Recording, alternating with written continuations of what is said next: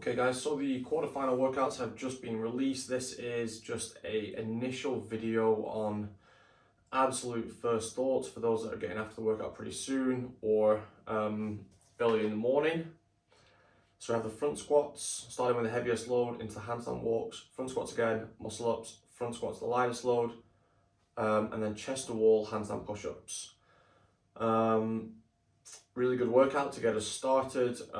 The front squats, I would say, as long as you have the prerequisite strength to get through, those sort of weights, are not going to be a huge part of this workout. Of course, they will be fatiguing. A set of 15, I think, is going to be the most fatiguing one there.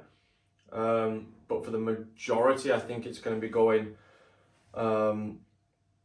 pretty close to unbroken there. Or on the 15 and 21, what I would suggest is, if your cycle speed starts to slow down too much on your squat, so if you've now got a lot of time under tension in that top position, so taking big breaks, it's better to just drop the bar, take a few genuine seconds of rest, and then get the bar going again and trying to move fast while you're moving. There's no need to go unbroken for the 15 reps or the 21 reps if those reps are really slow. So if you're taking 2-3 seconds at the top position each time. So try and keep the speed of the movement fast, and just knowing that a quick drop and go again is a good tactic, especially if you are someone that's looking at those muscle ups and handstand push-ups and it's not in your wheelhouse. Like if you know that's going to be challenging for you, which I think especially the handstand push-ups is going to be challenging for a lot of people. If you are one of our sort of more like elite level athletes, or you're doing the elite level on our programming, then I would say that you're looking at 2 to 3 sets on the muscle ups. The handstand walks, you've just got to be start with the handstand walks. You've just got to be accurate there. You've got to hit those 25-foot sections.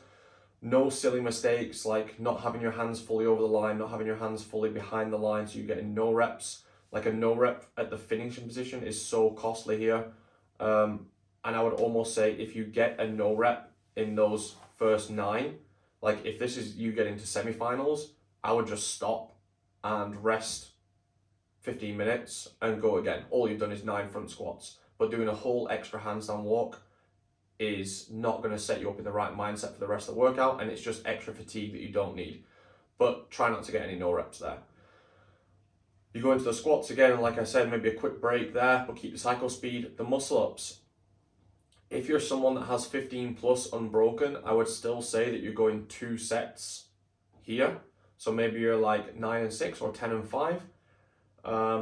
If you're someone that's in the 10 to 15 range of unbroken muscle ups, then you're looking at probably 3 to 4 sets. So maybe like a 6-5-4, or a 6-4-3-2, something like that, with quite short and controlled breaks. If you push yourself to failure in the muscle ups, the handstand push-ups are going to be really, really hard unless that's a super good movement for you. So I would say that you need to dial back the muscle-ups just a little bit. You get through those light front squats, trying to keep the cycle speed fast, limit the time under tension, and into this new handstand push-up standard. We've actually done quite a lot of chest-facing wall handstand push-ups. We've not done them with this new tape line. So I would imagine that you've perhaps had your hands a little bit further away from the wall, or potentially even a little bit wider. But for the most part, I think people dealt with this new standard really well last week. So hopefully you can do the same with this movement. But just in your warm-up, spend plenty of time practicing.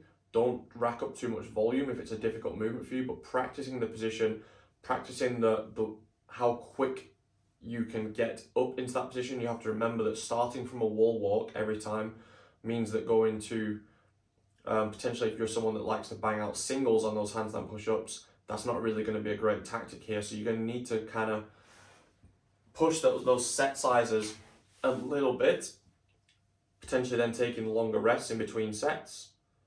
But starting every rep with a wall walk is obviously very fatiguing, or it adds a lot of fatigue, especially at this stage of the workout. So you're going to want to do slightly bigger sets, take a little bit of a longer rest.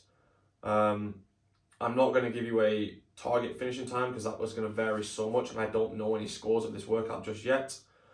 But I would say if you're getting through these, the muscle ups in 2 to 3 sets, you're getting through the handstand push-ups in 4 to 6 sets maybe. Even for the higher level athletes, it's going to be quite a few sets.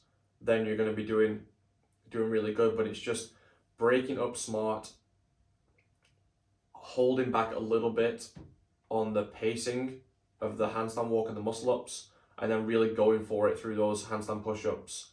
Because realistically, you only really want to get one shot at this workout. I mean, all of these quarterfinal workouts is one shot really. The only one out of all of them where I'm looking at it like, okay, maybe you would have 2 goes is the clean and jerk one, just in case you miss several reps. But for the rest of them, it's like one shot and go hard and make it worth it. But this is the one that I would say that you're starting with your day with. Tomorrow, we're talking about the European schedule now. Here in Sweden, we didn't get the workout till 8. Pretty close to, when people want to go to bed. So I would say that getting a workout done this evening wouldn't have been ideal because I think it would affect your sleep too much. Probably better just to get into the gym tomorrow and just get through these workouts pretty much in the order that they are programmed. So starting with this one tomorrow, get all the tape lines set up. There's a lot of tape for this one. All the measurements correct. You don't want to mess up on that one. Read through the standards properly and have multiple, I would set up 2 different camera angles just to be sure that it's a tough one because you're so far away with the camera because you're on the handstand walk, but you just want to have your bases covered to be able to show that you clearly met the standards of all the movements, especially with the muscle ups and lockout and the handstand push-ups. So let's just be careful there. Good luck with this one tomorrow, guys.